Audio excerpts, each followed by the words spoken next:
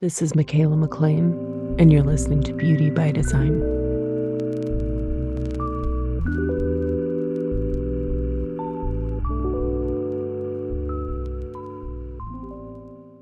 Hey everyone, welcome back. Thanks for being here. It's time to talk about Gate 30. And I'm sounding a little bit better. The bronchitis is still kicking, so my apologies that my voice sounds like this, and hopefully it's not too much to get through, but we got things to do. We got gates to talk about. I can't just be lying in bed, right? Before we get into it, just want to remind you, if you would like a free gate guide to all 64 gates, every deep dive episode, the gate itself, the center it comes from, the circuitry it belongs to, the channel partner, the programming partner, you know me, all the things. I'm a 4-1. My 1's going to dig deep into all the details, all the knowledge. And then the 4 is like, and how do we make this palatable for people? How do we bring in real life, sort of experiences and observations? So each one of these episodes is that take you right to it. Whatever episode your heart desires at the moment, whatever you're needing to look up. And the way to get it for free is just to leave the podcast Beauty by Design a 5-star rating and review and send me a screenshot. The email is linked in the show notes. Of course, you can find it all in my Instagram bio at Michaela McLean as well. And that's it. And I'll shoot you over a guide to easily navigate all of that. We're about to enter season 3 here in just a few weeks, and the entire show is going to take on a different flavor. So yeah, I'm excited. And this is going to kind of be able to wrap up like the deep dive piece into it and really go in a different direction, kind of free me up time wise for other things that are going on behind the scenes. So I'm excited. And then if you want free charts as well, as many as your heart desires, just pop over to my website, michaelamclean.com. And then you can see like, oh, I want to listen to this one because I have this gate or that gate, or people in your life, you can explore them through that. So super fun. And of course, if you're not already following me over on Instagram, I totally suggest it because I share things over there that make all of this more tangible. You can really work with the 64 gates during each time period, the approximately 6 days that the sun is activating and highlighting that particular energy. We can work through it through crystals, oils, frequencies, all the good stuff, feel good stuff. Okay, let's get on with it.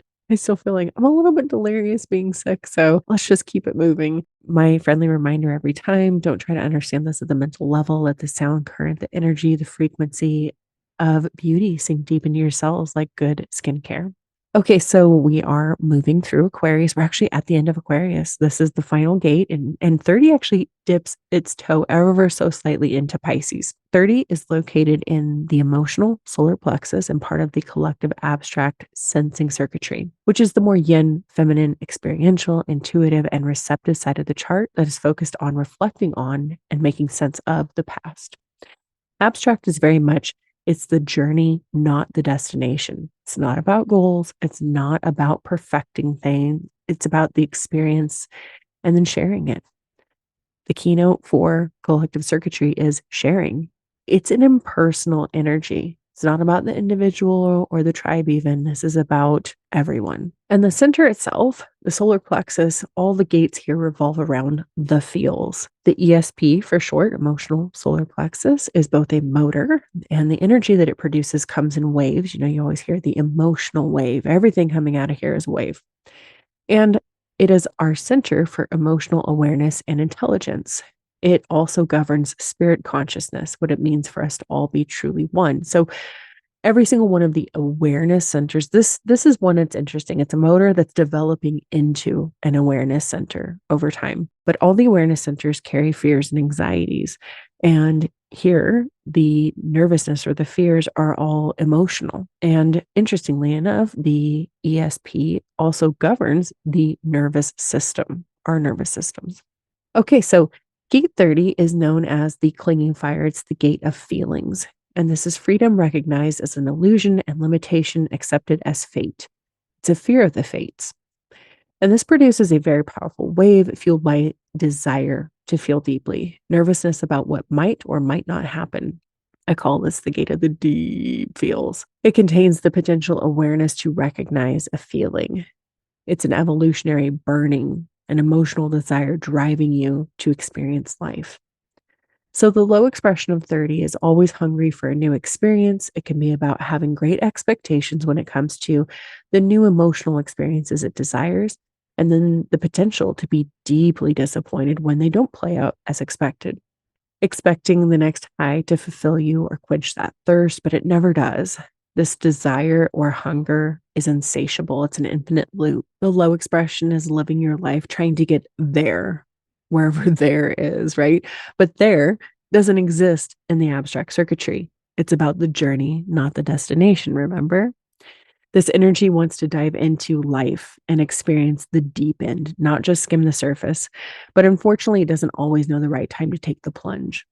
Sometimes it can present as holding yourself back from feeling deeply, not allowing yourself to have or pursue your desires and dreams, and not allowing yourself to experience life fully, holding back, suppressing the passion for fear of disappointment. And regarding the fear of fates, this is an anxiety about external, uncontrollable forces getting in the way of what you desire. The high expression, though, can show up as someone who is pushing collective evolution forward by experiencing life. It's able to easily connect with others on a very deep emotional level. It's so not into small talk. These are not surface people. They're unafraid to go there. The energy is truly empathic and gives one the ability to put themselves in the shoes of another. And when it surrenders all expectations and allows life to unfold, it can bring beautiful emotional depth to the experience of being human.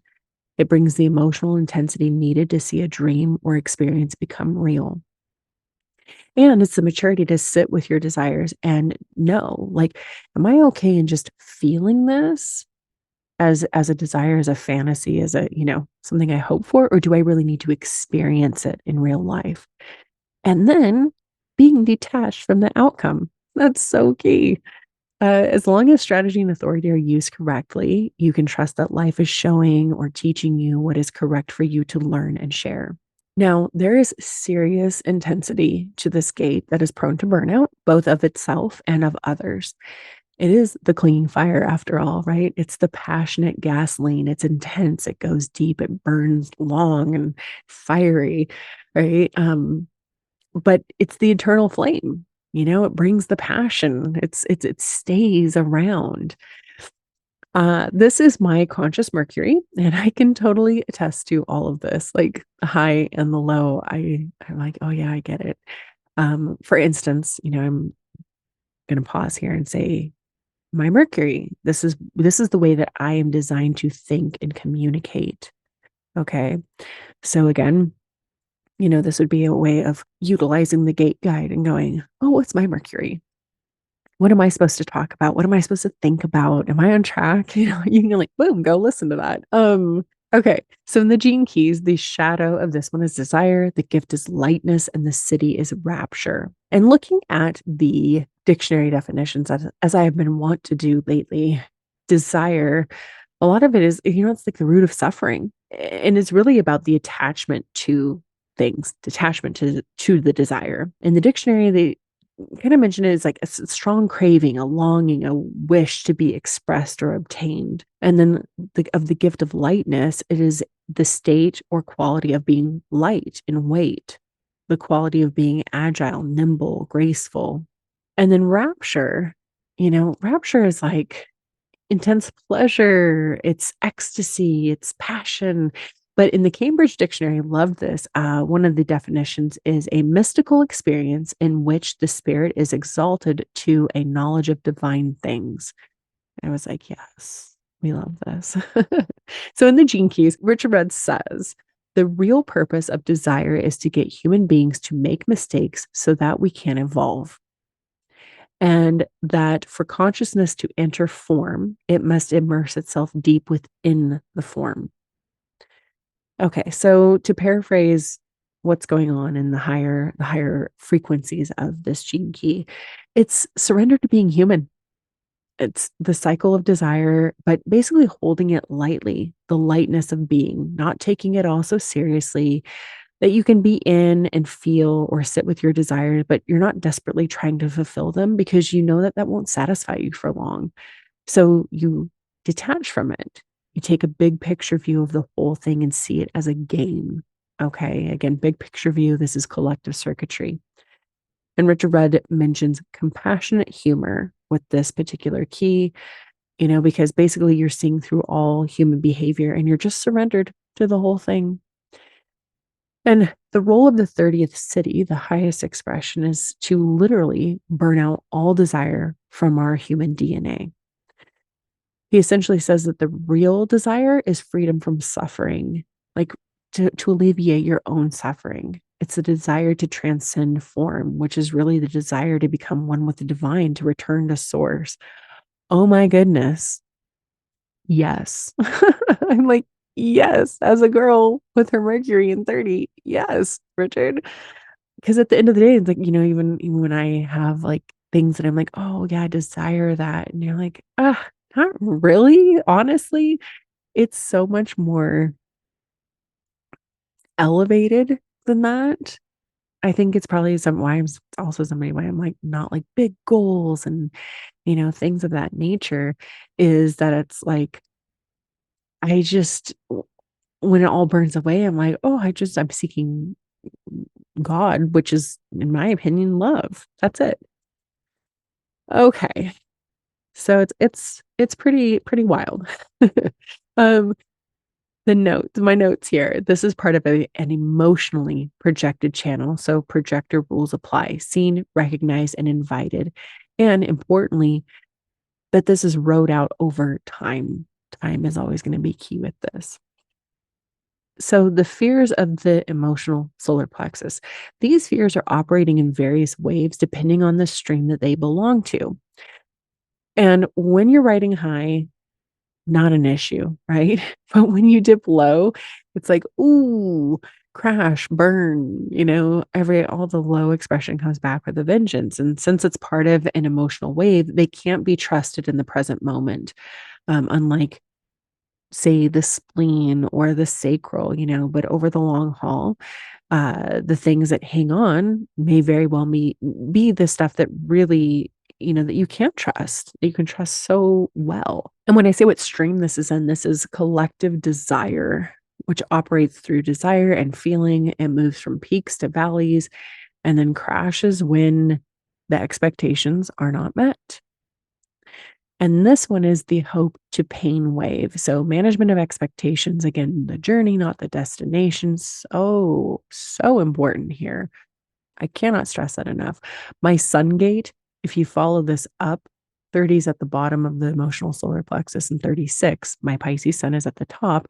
And so I got stuff going on in this circuitry, in this particular stream.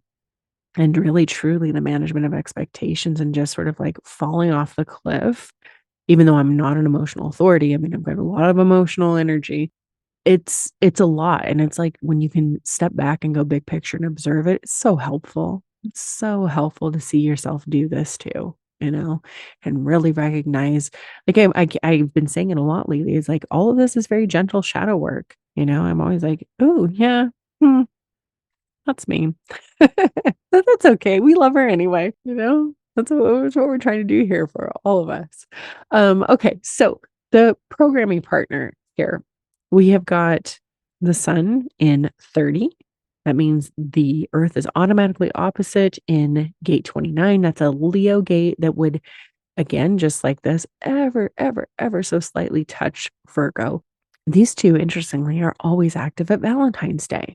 Okay, just want to throw that out there. 29 is the abysmal. It's the gate of perseverance, or the deep within the deep. And the keynote to this one is commits to an experience completely for true discovery potential. So with 29, it's a really beautiful energy, but it can cause a person to overcommit their energy and just say yes to everything, especially if the gate is in red, because that's coming from the unconscious or design side, the body side of the chart, where people will do it with no conscious awareness. So overcommitting your energy in places that it doesn't belong out of obligation, and then you can become an air quotes quitter. Why would that be? Because you didn't enter into the thing correctly in the first place through your own strategy and authority. The high, though, with 29 is it's all about the response process, saying yes to something that's been entered into correctly through strategy and authority. It's committed, it's in it for however long the thing takes. It's a deeply devoted energy, but it's crucial that you are cognizant, that it's coming from your strategy and authority. You're not saying yes from the mind. It's all about experience as well. You can't plot it out. It's something showing up for you to respond to, and then you're writing the experience out to completion, looking back at the end, reviewing and discovering what pearls of wisdom to take away for the future. And the gate that completes the channel is also Aquarius, gate 41, forming the channel of recognition. 41 is known as decrease. It's the gate of contraction. And this is the pressure to feel the desire for a new experience. This one, despite the name, it's all about imagination and fantasy. And this is the beginning of the new year in human design. It's the start codon of our DNA. It's the beginning, which makes sense because everything ever created in this world started as a spark in someone's imagination. It contains a desire, a drive, a pressure to feel and experience something new. 41, though, in its low expression, can be restlessness for new experiences that you've dreamt up. It can be ungrounded, living in fantasy land, constantly daydreaming, but not taking any tangible action, and being completely disassociated from reality. You could have high expectations about the anticipated experience, which could lead to disappointment if it goes unfulfilled or doesn't play out the way that you would hope. It can also be responsible for confusing feelings and a lack of clarity, but the high expression of 41 is it's a super dreamy gate. Seeing all these potentials and possibilities, envisioning a new future, getting out of the comfort zone and turning your visions and dreams, that the ones that are worthwhile, into reality when the time is right, and enjoying the other ones for what they are, fantasies that are not supposed to come true. This is also about getting creative when you have very limited resources. So again, back to that I Ching name, decrease, the gate of contraction. It's starting from scratch, starting from the void, like the contractions that come before birth, before something is born into the world. This is an extremely creative gate, channeling inspiration into art, which moves people to feel something. And I always say it reminds me of like Alice in Wonderland or Willy Wonka. Like those are like two of my favorites as a kid, still are. It's just all potential stems from here. You don't even know what's possible until you've dreamt it up. And 41 is a mundane love gate. It's the love of dreams or fantasy, experiencing it through others. Okay, so 41 is the pressure of the root center connecting to the emotions of the solar plexus up in 30. So we've got two motors working together here. When the two come together to form the channel of recognition, it's about feeling divine inspiration through creativity, feelings, and passion. One side has the dream and the fantasy, and the other brings the passionate emotional fuel to the party. And it's called the design of focused energy, aka feelings. So when you hear people speaking about manifesting, right? And I'm using air quotes here, like Abraham Hicks, it's not about what you want, it's about how you think you're going to feel when you get it. So this is a lot about getting into the feeling now. Do I need to manifest this experience into the world, right? Or can I get into the feeling of it? Also, again, just to stress, if you have this, you have either part of this, you have the full channel, you're never permanently satisfied once you get the thing. We naturally want more and new experiences. It's just our human nature. So try to relax and enjoy the journey, feel the feelings, dream the dreams, live the experience versus being caught up in getting the thing that never truly fully fills you up. And definitely not permanently. You're meant to feel and experience life in order to learn and share. Again, emotional wave, management of expectations. This is such a huge and important theme with this channel. Management of expectations. This is the big one. It's like builds way up and then it drops off. I always say it's like falls off a cliff. We've got all this excitement of this like fantasy and it's going to be amazing and oh my gosh, and this is what's going to happen. And then it doesn't. Yikes, like you got to rein it in. And then also I always say it's like with this, it's like what sticks around, maybe you have the excitement and the fantasy, but you let it play out. You let the emotional wave do its up and down thing. And then it's like, oh, yeah, well, this won't leave me alone. This must be seen to fruition. This must come into the world.